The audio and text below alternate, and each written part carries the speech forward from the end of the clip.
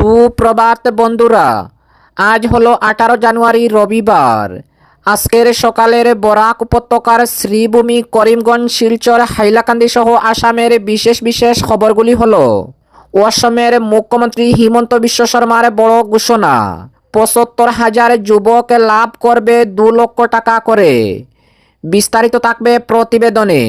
শিক্ষকদের উপস্থিতি শিক্ষা সেতু অ্যাপের মাধ্যমে কার্যকর করার পর এবার সমগ্র শিক্ষা আসামে ব্লক ও জেলার অফিসের সকলের উপস্থিতি শিক্ষা সেতুতে কার্যকর নিশ্চিত করার নির্দেশ জারি।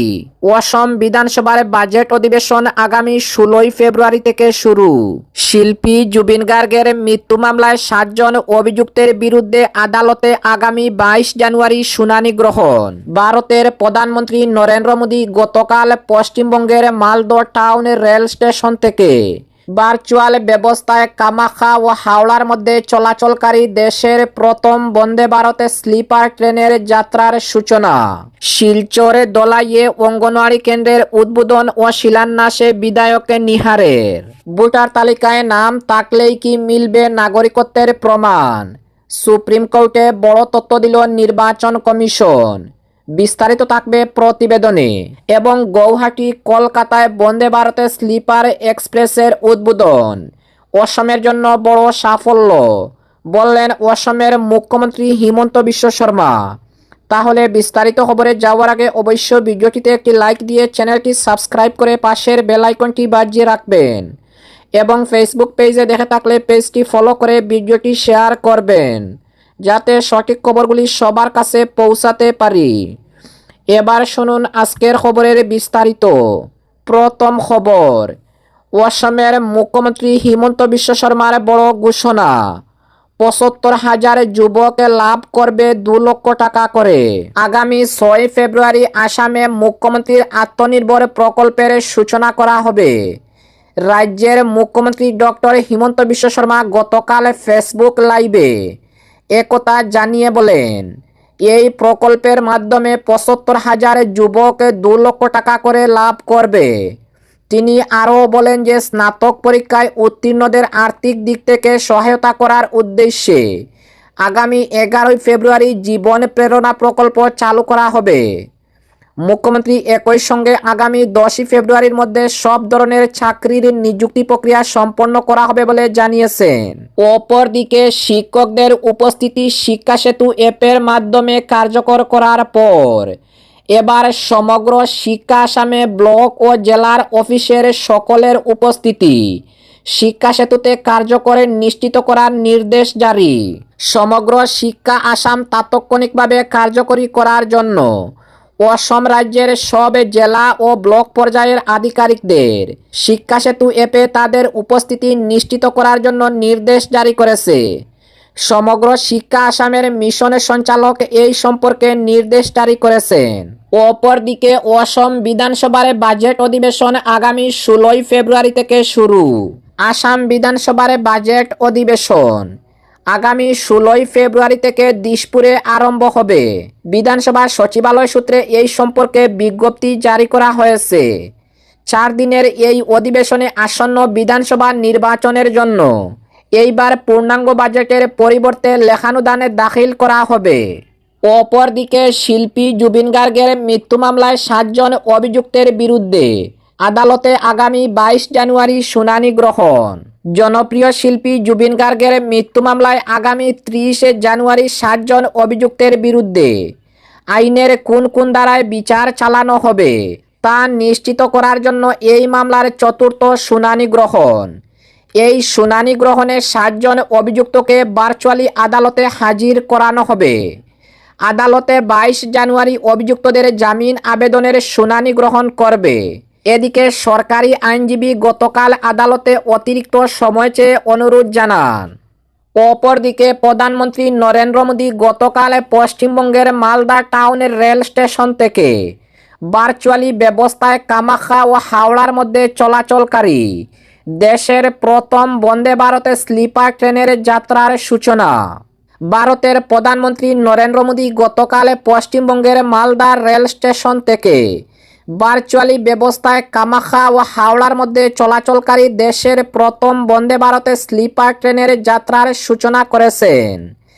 আধুনিক ভারতের বর্ধিত পরিবহনের চাহিদা অনুযায়ী নির্মাণ করা সম্পূর্ণরূপে শীততাপে নিয়ন্ত্রিত অর্থাৎ এসি চালিত এই স্লিপার ট্রেনটি বহনসাধ্য দামে যাত্রীদের বিমান যাত্রার মতো সুবিধা এবং অভিজ্ঞতা প্রদান করবে। এই ট্রেনটি দূরবর্তী অঞ্চলের যাত্রা বেশি দ্রুত, নিরাপদ এবং সুবিধাজনক করে তুলবে বলে আশা করা হচ্ছে। এদিকে এ উপলক্ষে মালিগাঁওয়ের কামাখ্যা রেল স্টেশনে আয়োজিত এক অনুষ্ঠানে অংশগ্রহণ করে অসমের মুখ্যমন্ত্রী হিমন্ত বিশ্ব শর্মা বলেন, এই রেল সেবা অসমের গৌহাটি ও কলকাতার মধ্যে যাতায়াত ব্যবস্থা আরও সচল করার পাশাপাশি যাত্রীদের সময়ও বাঁচবে। এই অত্যাধুনিক ট্রেনটি ঐতিহাসিক এবং সাংস্কৃতিক বন্ধনে জড়িয়ে থাকা উভয় রাজ্যের মধ্যে সম্পর্ক আরও সুদৃঢ় করবে বলে প্রধানমন্ত্রী আশা প্রকাশ করেন। অসমের মুখ্যমন্ত্রী তার ভাষণে গৌহাটি থেকে হাওড়া পর্যন্ত রেল সেবা চালু করার জন্য ভারতের প্রধানমন্ত্রী নরেন্দ্র মোদী এবং রেলমন্ত্রী অশ্বিনী বৈষ্ণবকে কৃতজ্ঞতা জানিয়েছেন। আসাম প্রদেশে বিজেপির সভাপতি ও সাংসদ দিলীপ শইকিয়া রাঙ্গিয়া স্টেশন থেকে পতাকা নেড়ে এই রেলযাত্রার সূচনা করেন। অপরদিকে শিলচরের দলাইয়ে অঙ্গনওয়াড়ি কেন্দ্রের উদ্বোধন ও শিলান্যাসে বিধায়ক নিহারের। গতকাল শনিবার শিলচরের দলাইয়ের বিধায়ক নিহারঞ্জন দাসের হাত ধরে দলাই বিধানসভা কেন্দ্রের শ্যামাচরণপুর ও জীবনগ্রাম জিপিতে মডেল অঙ্গনওয়াড়ি কেন্দ্রের শিলান্যাস ও উদ্বোধন করা হয়েছে। এদিন শ্যামাচরণপুর জিপির ওয়েস্টে জামালপুর 125 নং মডেল অঙ্গনওয়াড়ি কেন্দ্রের শিলান্যাস ও 126 নং মডেল অঙ্গনওয়াড়ি কেন্দ্রের উদ্বোধন করেন বিধায়ক নিহারঞ্জন দাস। পরে মডেল অঙ্গনওয়াড়ি কেন্দ্রের শিলান্যাস উদ্বোধন শেষে পৃথক পৃথক সভা অনুষ্ঠিত হয়। এদিনের শিলান্যাস উদ্বোধন অনুষ্ঠানের পৃথক পৃথক সভায় বক্তব্য রাখতে গিয়ে বিধায়ক নিহারঞ্জন দাস বলেন, একটা শিশু শুধু আগামী দিনের ভবিষ্যৎ নয়, বরং সে দেশের সম্পদ। এই সম্পদকে সঠিকভাবে গড়ে তুলতে সরকারের এই বিশেষ উদ্যোগ। তাই অসম সরকারের এই উদ্যোগের সঠিক রূপ দিতে সকলের সক্রিয় সহযোগিতা প্রয়োজন। প্রাক্তন প্রধানমন্ত্রী অটল বিহারী বাজপেয়ীর নেতৃত্বে শিক্ষার বিকাশে পরিবর্তন এসেছিল বলে মন্তব্য করেন বিধায়ক। তিনি বলেন, বর্তমানে কেন্দ্রে নরেন্দ্র মোদী ও রাজ্যে ডক্টর হিমন্ত বিশ্ব শর্মার নেতৃত্বে শিক্ষার বিকাশে বিভিন্ন গুরুত্বপূর্ণ পদক্ষেপ গ্রহণ করা হয়েছে। সেই লক্ষ্যে 25 লক্ষ টাকা ব্যয়ে সম্পূর্ণ সুযোগ সুবিধা দিয়ে অত্যাধুনিক মডেল অঙ্গনওয়াড়ি নির্মাণ করা হচ্ছে। প্রধানমন্ত্রী নরেন্দ্র মোদী ও মুখ্যমন্ত্রী ডক্টর হিমন্ত বিশ্ব শর্মার দূরদর্শী নেতৃত্বের ভূয়সী প্রশংসা করেন বিধায়ক নিহারঞ্জন দাস। উল্লেখ্য, এদিনের পৃথক পৃথক অনুষ্ঠানে বক্তব্য রাখেন বিজেপি দলাইয়ের নরসিংপুর মণ্ডল সভাপতি সঞ্জয় কৈরি, জেলা বিজেপির সংখ্যালঘু মোর্চার সহসভাপতি ময়নামিয়া লস্কর, শ্যামচরণপুরের জিপি সভাপতি প্রীতিশ চন্দ্র দাস প্রমুখ। এবং আজকের শেষ খবরটি, ভোটার তালিকায় নাম থাকলেই কি মিলবে নাগরিকত্বের প্রমাণ? সুপ্রিম কোর্টে বড় তথ্য দিল নির্বাচন কমিশন। ভোটার তালিকায় নাম থাকা মানেই সেই ব্যক্তি নিশ্চিতভাবে ভারতীয় নাগরিক নন বলে সুপ্রিম কোর্টে জানালো জাতীয় নির্বাচন কমিশন। সুপ্রিম কোর্টের বিচারপতি সূর্যকান্ত ও বিচারপতি জয়মাল্য বাগচির বেঞ্চে চলা শুনানিতে কমিশনের আইনজীবী রাকেশ দ্বিবেদী স্পষ্ট করেন, যে কোনো ব্যক্তির নাগরিকত্ব নিয়ে ন্যূনতম সন্দেহ থাকলে ইলেকটোরাল রেজিস্টার্ড অফিসার ইয়ারও তার নাম তালিকা থেকে বাদ দিতে পারেন। তবে কমিশনে জানিয়েছে, তালিকা থেকে নাম কাটা মানে কাউকে বিদেশি হিসাবে চিহ্নিত করা নয়, কারণ নাগরিকত্ব নির্ধারণের চূড়ান্ত ক্ষমতা কেবল কেন্দ্রীয় সরকারের হাতেই ন্যস্ত। বর্তমানে ভারতের পশ্চিমবঙ্গে চলা স্পেশাল ইন্টেনসিভ রিপোর্ট বা এসআইআর এর প্রক্রিয়ায় বৈধতা চ্যালেঞ্জ করে আদালতের দ্বারস্থ হয়েছেন তৃণমূল সাংসদ।